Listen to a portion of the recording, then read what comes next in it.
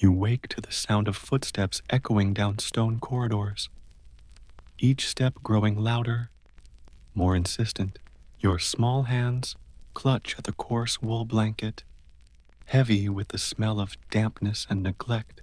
Through the narrow window, dawn is breaking over Vienna in 1793 AD, yet no sunlight touches this forgotten chamber high in the Habsburg Palace.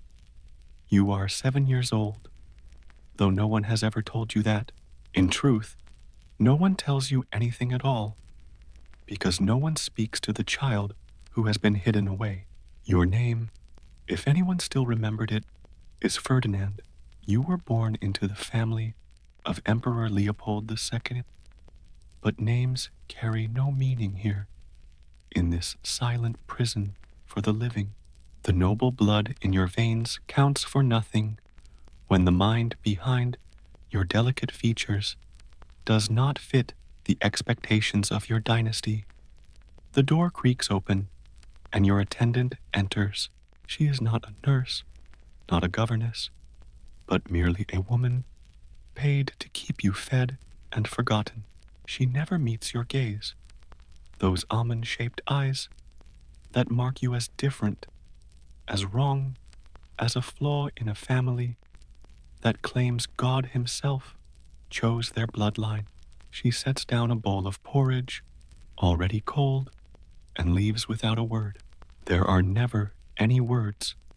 Beyond these walls, your cousins learn Latin and philosophy, practice the steps of courtly dances, and study the delicate art of diplomacy. Inside this room, only dust motes drift lazily in the thin beam of light. You watch them for hours, because they are all you have. Before we continue into these lost stories of survival and silence, I want to thank you for listening. If you enjoy uncovering the hidden truths of history, please press the like button and subscribe for more, and share in the comments where you're tuning in from. It amazes me that together, across so many places, we explore these forgotten lives, linked by our shared curiosity about the past. Behind the gilded doors of Europe's palaces, beneath painted ceilings of angels and saints, lived children whose very existence threatened the foundations of royal power. These were sons and daughters, born with what we now recognize as Down syndrome, a condition caused by an extra copy of chromosome 21. It brings distinctive features, learning disabilities, and often heart problems. But centuries ago, long before John Langdon Down described the condition in 1866 AD, and before science understood genetics or chromosomes, these children were seen as curses, shameful accidents, or punishments from God. For ordinary families, such children were often accepted as part of life, given small roles on farms or in households where simple work was valued. But royalty lived by a different standard. Perfection was demanded.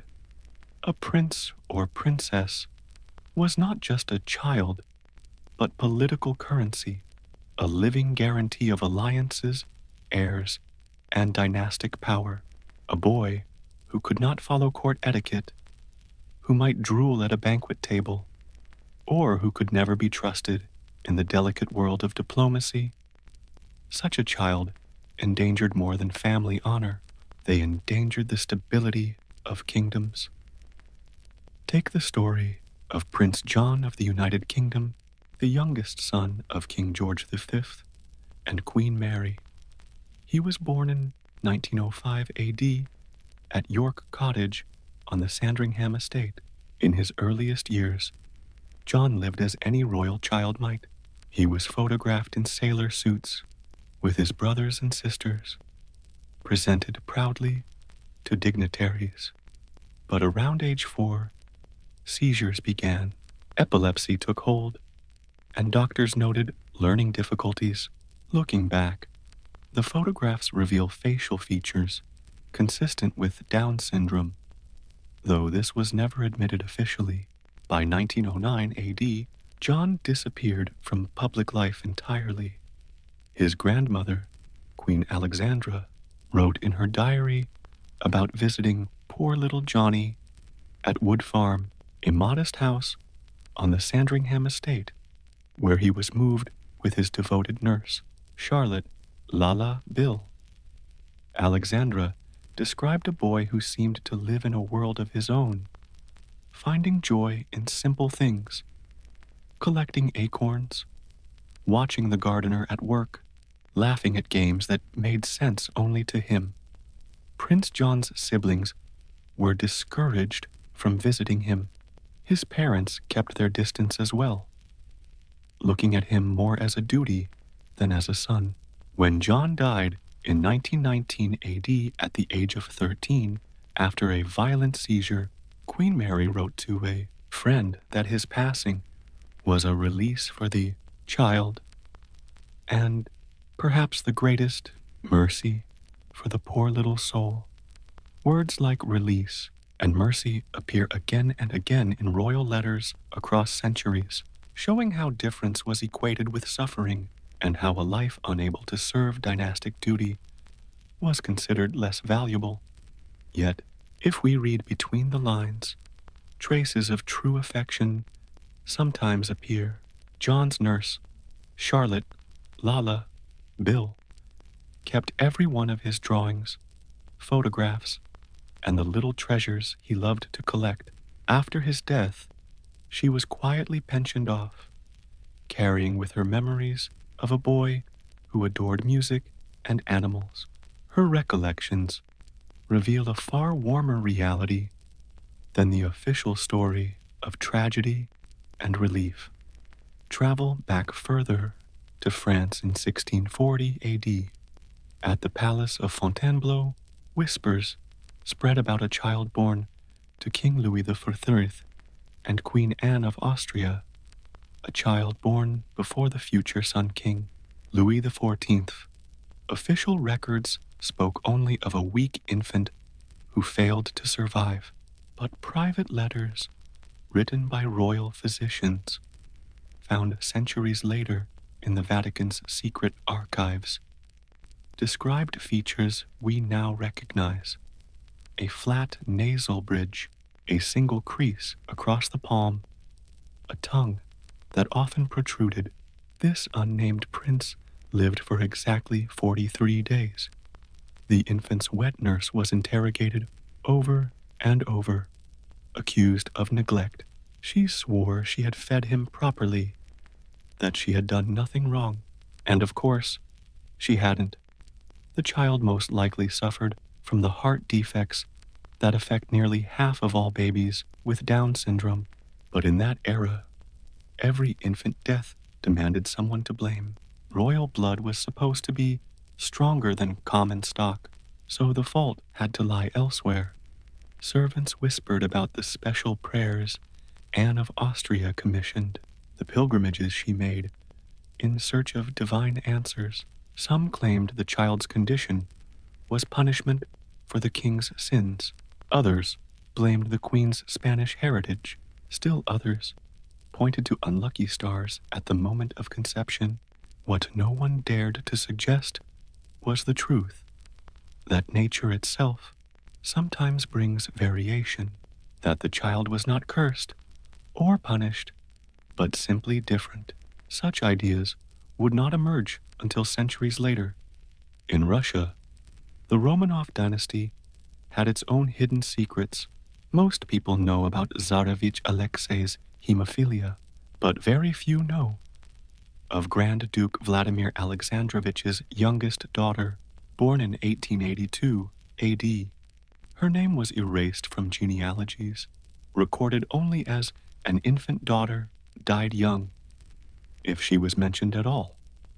Yet payroll records from the Alexander Palace tell a different story. Payments continued for a special group of servants assigned to a nursery in the East Wing, not for months, but for 16 years after her supposed death. Letters exchanged between ladies in waiting describe a girl who never learned to speak clearly, who at 14 still played with dolls meant for toddlers, who had to be watched constantly so she wouldn't wander barefoot into the frozen gardens, laughing at the falling snow. When the revolution came in 1917 AD, this forgotten Grand Duchess vanished without a trace. Did the soldiers discover her in that nursery, this teenage girl with a child's mind, confused by the shouting around her? Did a servant spirit her away to some remote village, where a simple-minded woman with dolls could live quietly, unnoticed? Or did her family, desperate and fleeing for their lives, make a harsh decision about who could be saved and who could not? We will never know. Revolutions not only topple monarchies, they also erase the inconvenient truths those monarchies leave behind. Spain's Habsburg dynasty, already infamous for its generations of inbreeding, produced many children with severe disabilities. Charles II, known as El Hechizado, the Bewitched, is the most famous.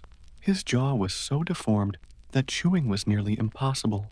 His mind developed so slowly that he did not speak until the age of 4.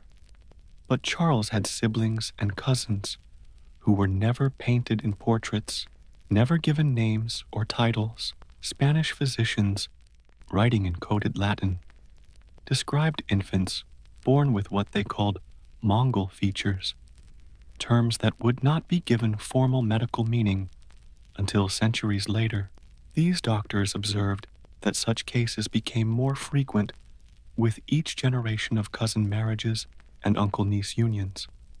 The desperate measures used to preserve so-called pure blood.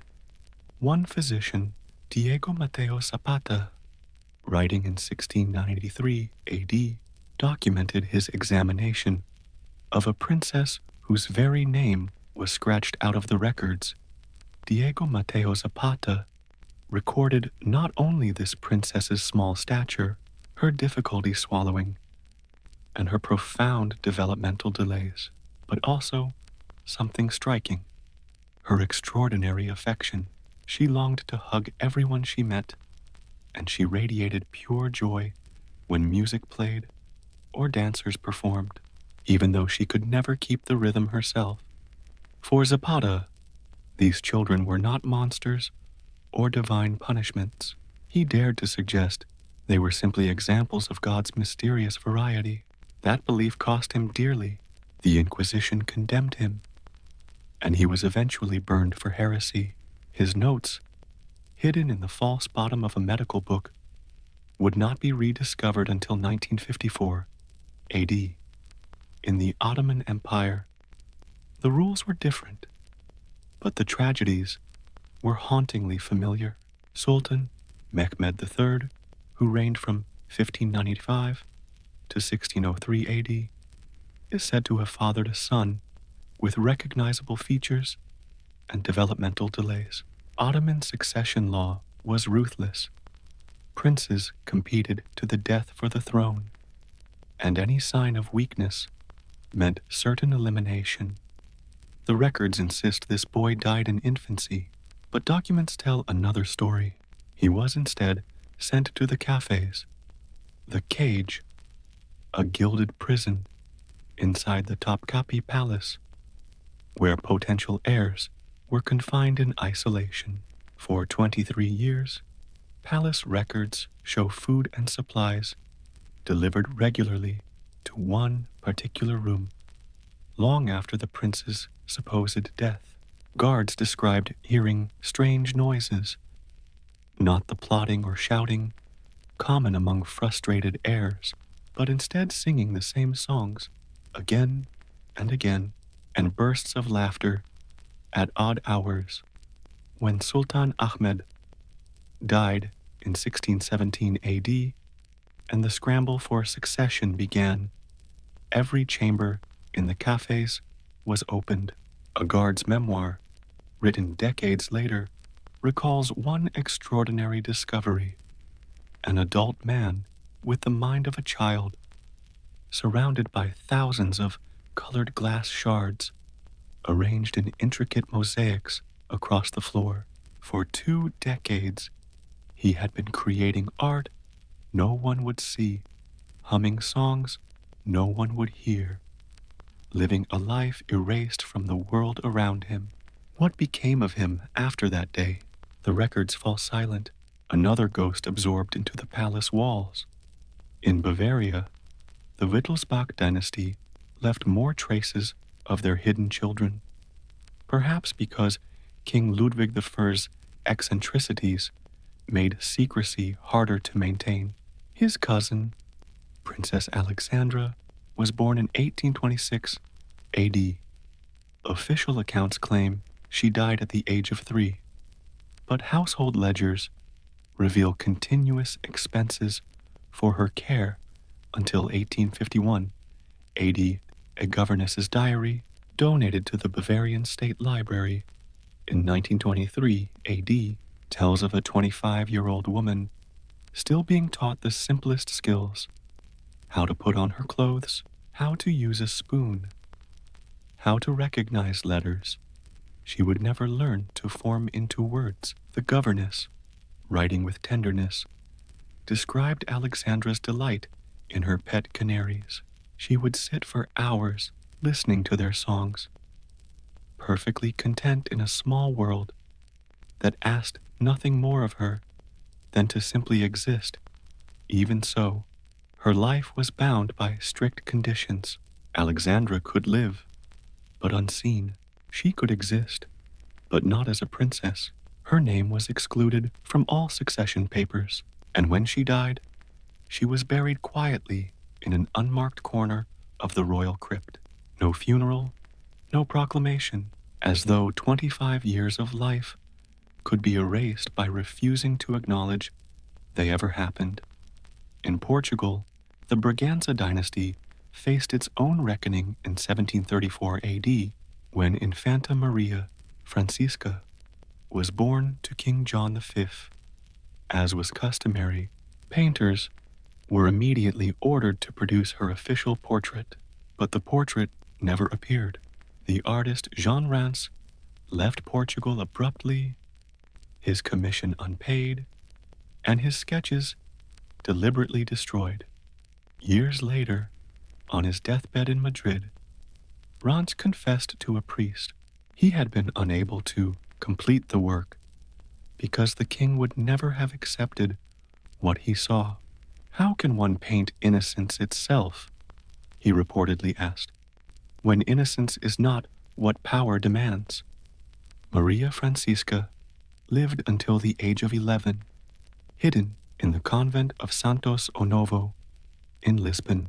The nuns who cared for her left gentle notes describing a child who delighted in simple duties, folding altar cloths, feeding the convent animals, singing along to prayers, even though she never managed to remember the words.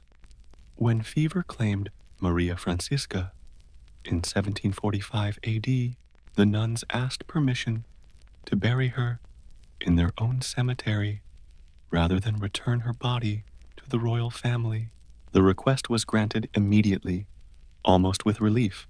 Her grave marker bore only the words, "God's child," no name, no dates, no trace of the throne she could never inherit. Denmark's royal family used a different method with Prince Gustav, born in 1803 AD to Frederick II. Instead of hiding him outright, they crafted an elaborate fiction. The story given to the public was that Gustav suffered from a fragile nervous condition that required constant travel for his health. In truth, he was shuffled from one remote royal property to another, never staying long enough for the locals to notice his differences. His tutors, really minders, submitted reports describing his supposed academic progress, but privately, they taught him only basic life skills. Their letters, preserved in the Danish royal archives, reveal the strain of maintaining the illusion. but also a growing affection for him. One tutor, Hans Eriksson, wrote in detail about Gustav's unusual abilities, his flawless memory of every face he ever saw, his uncanny sense of weather changes days before they came, and his strange ability to know when someone was lying. Eriksson once reflected, "Perhaps we measure intelligence too narrowly. The prince understands things I cannot, sees patterns I cannot perceive. Who truly has the deficit? Him, or those of us who cannot enter his world?" But such ideas found no audience at court. When Gustav died at 31, officially from pneumonia, though likely from a heart condition common in Down syndrome, his death was announced as occurring abroad during one of his supposed treatments in Italy. His body was brought back quietly at night and buried before dawn, his whole life reduced to a single line in the royal family tree. Sweden's Bernadotte dynasty, new to royalty at the time, might have been expected to act differently. Yet, when Prince Karl was born in 1852 AD, with clear developmental disabilities, they followed the same practice as older dynasties. Official records list him as dying at 3 months old, but unofficial evidence, servant testimony, doctor's bills, food requisitions, suggests he lived at least until age 9 at Habsburg Palace, about 30 miles from Stockholm. Decades later, the son of a palace groundskeeper recalled in his memoirs a strange boy he used to play with in the gardens. The child could not speak, but laughed constantly, feared nothing, and could sit for hours watching ant colonies with fascination. He appeared only when the royal family was away, disappearing just before their return. He was like a ghost, the groundskeeper's son wrote, but the happiest ghost imaginable. In Austria-Hungary, the Habsburg dynasty's long record of inbreeding brought more such tragedies. Emperor Franz Joseph's brother, Archduke Karl Ludwig, fathered a son in 1868 AD who was immediately declared stillborn, but a midwife's diary, discovered during World War II as her descendants fled the bombings, tells another story. The baby lived, she wrote, though with features that horrified the emperor. Within hours of his birth, the infant was taken from his mother, who was told he had died. The midwife was sworn to silence, bribed richly, and threatened with death if she ever spoke of it. Years later, that same midwife was called to a monastery outside Vienna to care for a sick child. She recognized him at once. The monks explained he had been raised as an orphan, his true identity never revealed. They called him Felix, meaning happy, because his innocence and affection touched everyone around him. Though limited in ability, he eagerly helped with small chores and was deeply loved by the brothers, who saw in him a reflection of holiness. Felix lived among them for 12 years until scarlet fever took his life. In 1880 AD, the entire monastery grieved. In the records, the abbot wrote, "Our Felix has returned to God, who surely loves him better than the world ever could." Across Europe, these hidden children appeared in every royal house. Their lives followed the same sorrowful pattern: birth, recognition of difference, concealment, erasure. Yet in the cracks of these official narratives, fragments of humanity survive, moments of tenderness, traces of love, memories kept alive by those who refused to forget. Prussia's Prince Waldemar, born in 1889 AD to Wilhelm II's sister, was hidden away like so many others, but his nurse, Emma Muller, refused to let him vanish completely. Every year on his birthday, She spent her wages to commission a local artist to paint his portrait, 17 portraits in total, capturing a boy growing into a young man, his distinctive features rendered not as defects, but as dignity. When Waldemar died in 1906 AD, Emma tried to deliver these portraits to his mother. They were rejected, and in front of her eyes, consigned to the flames. The last tangible evidence of his existence turned to ash. Emma never stopped fighting.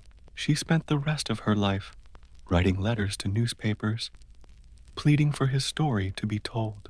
None were ever published. Only after her death were those letters discovered, a testament to a life loved in secret.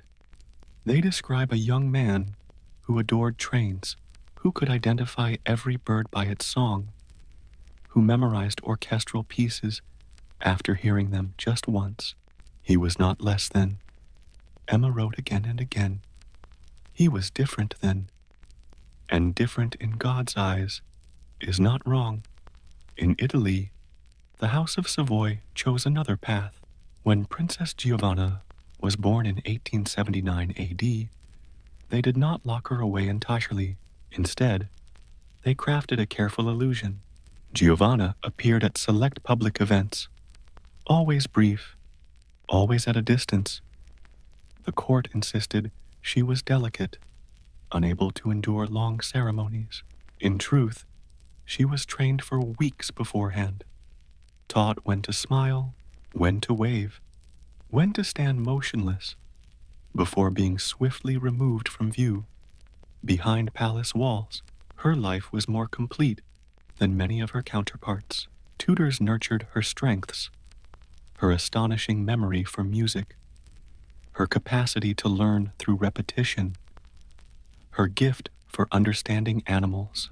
A small household of servants treated her not as a problem to be managed, but as a person to be cherished. When she died at 33, her funeral was private, but dignified. King Alberto I, her uncle, is said to have remarked, "She lived as God made her," and that was enough. But Italy's approach was an exception, not a rule. In Belgium, King Leopold II, remembered for his ruthless exploitation of the Congo, showed no greater mercy to his own flesh and blood. In her memoirs, Princess Stephanie mentions a sister who was never spoken of, whose palace room was eventually sealed behind a wall. Servants recalled, decades later, hearing the voice of a child from within, singing nonsense songs, calling for a mother who never came.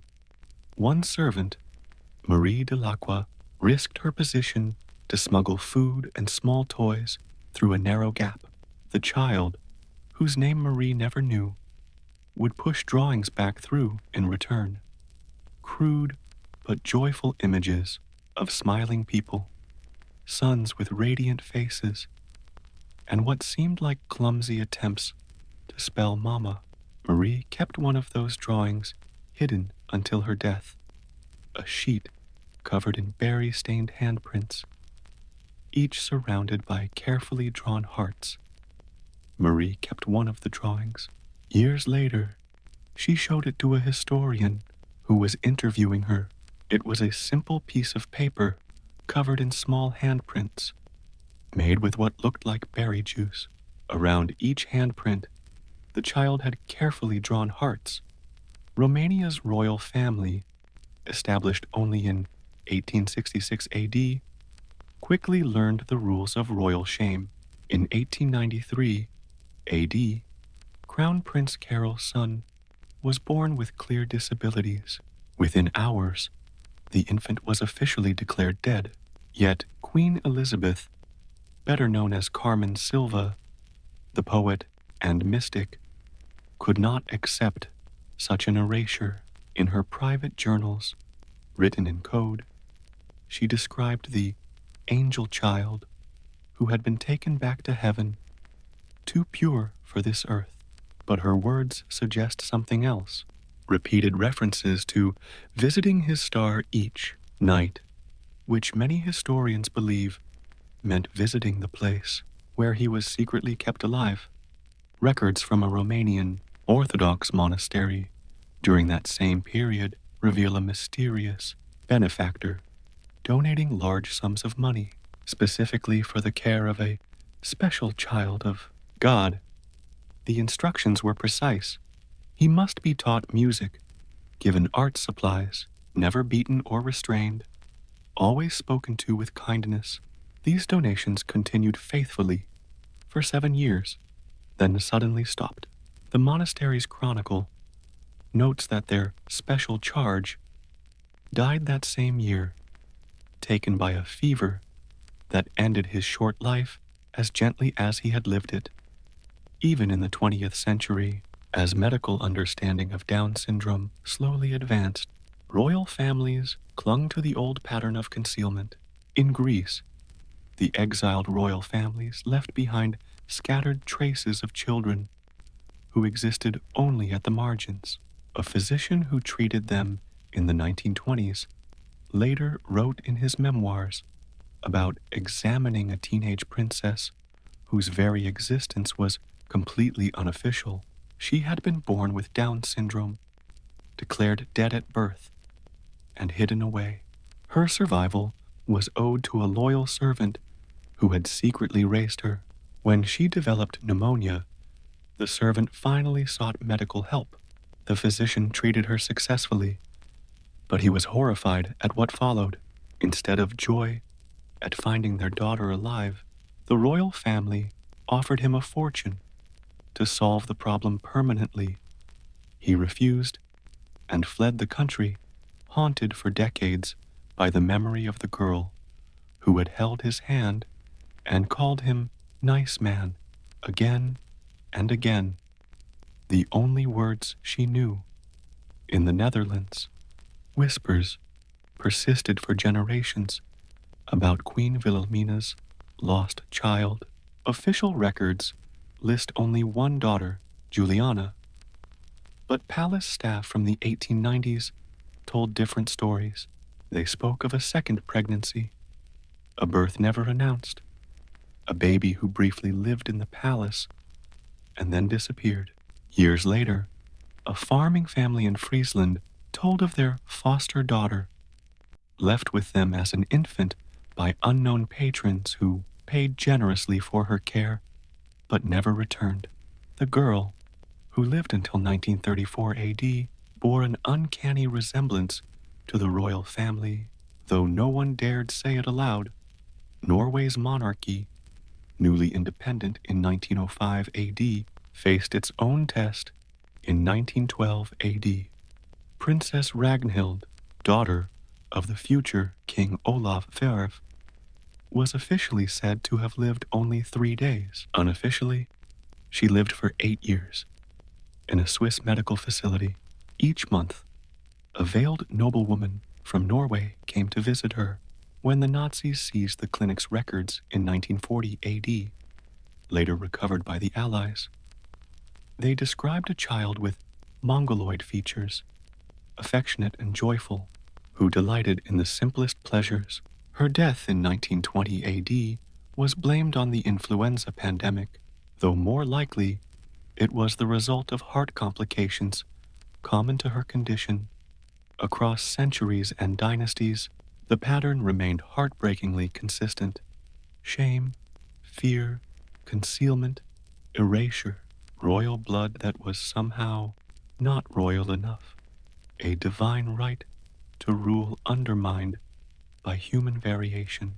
And yet, between the lines of official denials and destroyed records, fragments of humanity shine through.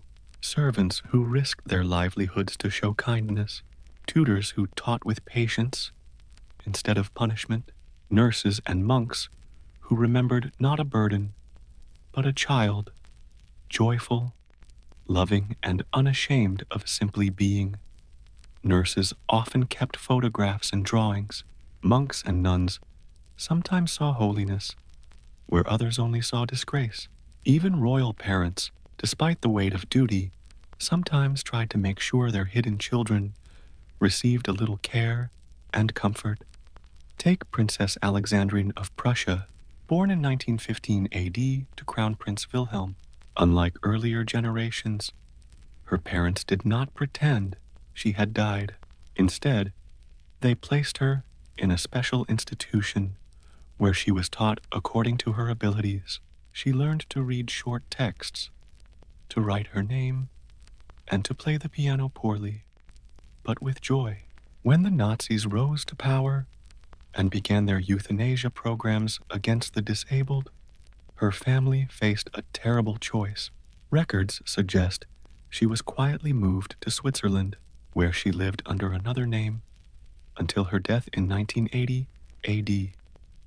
Outliving the empire she was born to inherit, World War II was a turning point, though not always for the better. The Nazis organized killing of disabled people, including those with Down syndrome, horrified even royal families who had kept such children hidden for centuries. Some realized their own role in creating the prejudices that made such crimes possible. Others simply tightened the secrecy, knowing that in a world where the state could murder these children, private shame was safer than public exposure. After the war, as Europe rebuilt and modernized, attitudes began to shift. Slowly, when Prince Jean of Luxembourg was born in 1957 AD with Down syndrome, his family made a groundbreaking choice. They admitted his existence, not fully, not with pride, but they acknowledged that he lived in a care facility, that he was their son and brother. It was a crack in centuries of denial. By the 1960s and 1970s, medical progress meant children with Down syndrome lived longer and healthier lives. Royals could no longer claim such children always died in infancy. Some quietly funded organizations that supported disabled children, though they rarely admitted the personal reason behind their interest. Others continued the old ways, now carried out with a modern precision. Private institutions in remote places, trust funds to ensure silence, and medical files that disappeared into closed archives. Spain's modern monarchy finally broke tradition in 1973 AD. They openly acknowledged that King Juan Carlos's nephew had been born with Down syndrome. The child appeared in family photos, attended certain public events, and was spoken of with kindness instead of embarrassment. It was groundbreaking and a reminder of how recently these children had been denied basic human recognition. Today, we know Down syndrome is simply a genetic variation that occurs in about 1 out of every 700 births in all populations, classes, and bloodlines. We know people with Down syndrome can live rich, meaningful lives, feel the same emotions as anyone else, and that intellectual disabilities never take away their humanity. But for centuries, royal families, who claimed divine authority and justified their power through supposed genetic superiority, could not allow themselves to admit this. Even today, royal families still face these issues, though usually with more compassion than in the past. When rumors arise about a royal child with a disability, palace officials release careful statements about privacy. Support is arranged, care is provided, but full participation in royal duties remains rare. Old habits die slowly, and the demand for royal children to be perfect, or at least to appear perfect, still lingers. Some historians call these hidden children one of monarchy's greatest moral failures, the systematic denial of humanity to their most vulnerable members. Others argue royal families were simply acting within the standards of their age following medical and social advice that labeled such children mongoloid idiots and encouraged institutionalization. Both views contain truth. Royal families didn't invent society's prejudice against disability, but because of their power, they carried special responsibility for keeping it alive.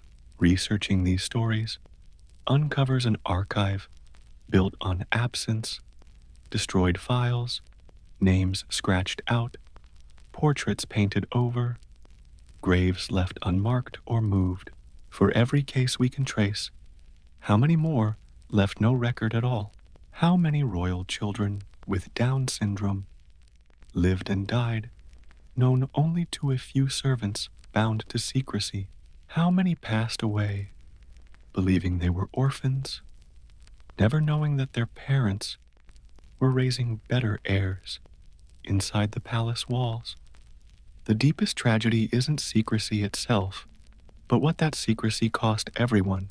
Parents who might have loved their children instead learned to see them as shame.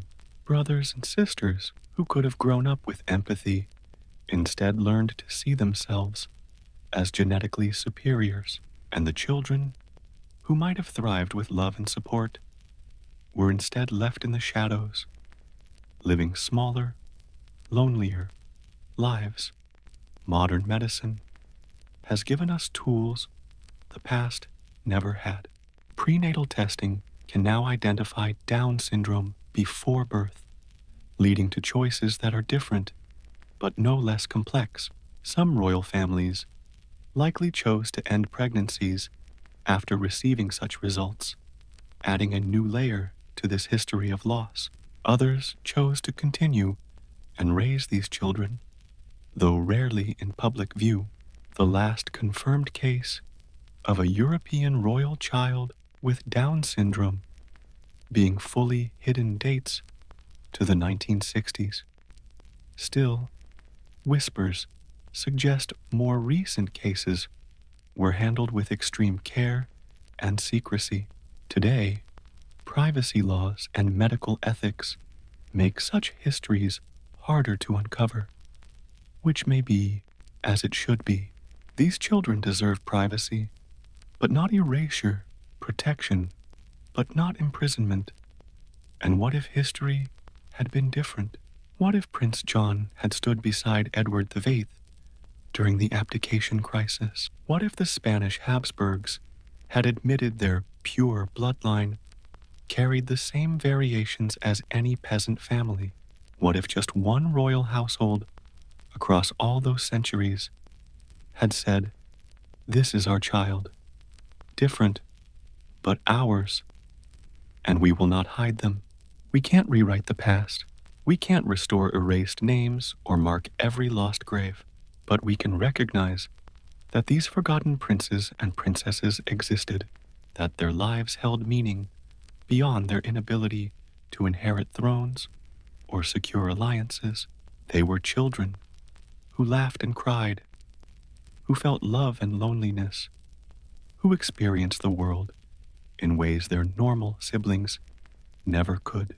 Some carved out moments of happiness, like the unnamed Russian Grand Duchess arranging her glass pieces, Prince Gustav reading the weather, or Felix brightening his monastery. Others likely endured deep isolation, sensing only that they were unwanted, wrong, or less than human in the eyes of those who should have protected them. Their stories push us to face hard truths: how societies treat difference, how power defines worth, how shame passes from one generation to the next, like a poisoned inheritance. In the way they treated disabled children, royal families mirrored society's darkest instincts: the urge to erase difference, to hide imperfection, to pretend variation was abnormal rather than natural. Today, royal households live in a changed world. Disability rights movements have reshaped public awareness. Inclusion is praised, at least in theory, even if practice lags behind. Yet, the ghosts of hidden children remain. They linger in palace halls and unmarked graves, reminders that privilege does not guarantee compassion, that blue blood can run just as cold as any other. Picture, again, the child in the Habsburg Tower, watching dust drift in the morning light. Their name might have been Ferdinand, Franz, Maria, or one of dozens we'll never know. They lived and died under a shame that wasn't theirs, victims of a worldview that rejected difference, that couldn't see beauty in variation, that failed to recognize the true deficit was not their extra chromosome, but their family's missing compassion. When their attendant leaves, footsteps fading down the stone passage, the child turns back to the play of light and shadow on ancient walls. They do not know that across Europe, hundreds share their fate. Royal blood deemed not royal enough. Divine appointment undone by human frailty. They hum a tune no one else will hear, arrange objects in patterns only they understand, and wait for tomorrow's cold porridge, tomorrow's silent caretaker, tomorrow's few stolen minutes of sunlight in a room the world refuses to admit exists. In the end, these forgotten royals reveal less about Down syndrome than about power itself, how it corrupts not only through greed and cruelty, but through fear and shame. They remind us that every society has its shadows, its unspoken, its disappeared. Civilization is measured not by palaces or jewels, but by how it treats those who don't fit the mold, who can't play the game, who fall outside the narrow lines of acceptable humanity. Somewhere in Europe, in unmarked graves and forgotten corners of crypts, rest the bones of princes and princesses whose only crime was being born different. Their names were erased, their faces destroyed, their existence denied. Yet they lived, they breathed, laughed, cried, and died, fully human, despite every effort to say otherwise. And in their silence, they reveal what happens when appearance matters more than truth, when fear of imperfection becomes more monstrous than any disability. You are still there, in that tower room. Centuries collapsed into one moment of abandonment. But now, you know you are not alone. Across time and across Europe, in convents, palaces, and hidden institutions, others shared your fate. History may forget your name, but you existed, you mattered, and in the fragile light of dawn, shining through stone and centuries, that is enough. It has to be enough, because it's all that remains when power chooses shame over love, absence over presence, and forgetting over the harder work of remembering.